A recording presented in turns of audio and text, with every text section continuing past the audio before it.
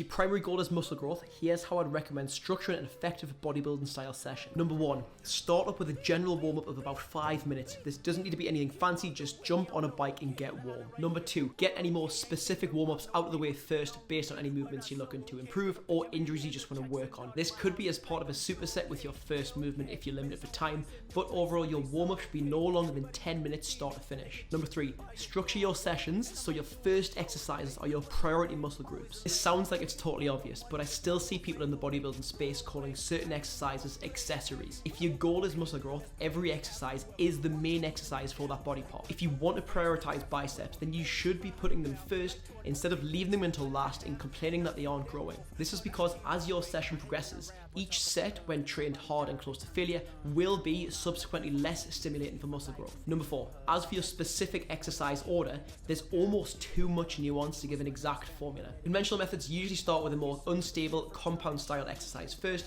and taper off into more stable exercises, but I definitely recommend trying the reverse to that as well, as generally if your goal is muscle growth, there's nothing wrong with all of your exercises being really stable. And number 5, for each exercise, I'd recommend structuring your sets with a warm-up set before your main working set. This is just due to something called post-activation potentiation, which is essentially just a short period of increased muscle performance following an intense contraction. Hit your warm-up set at about 70 to 80% of your working weight for 1 to 3 reps, then rest, and you should see an increase in performance in your working set. For working sets, I'd always lean towards fewer total sets with higher intensity, but I generally keep 2 to 3 sets per exercise. There's still a bunch to cover in this, so if you're interested in this and want to dig deeper, hit the follow button and keep an eye out for further posts.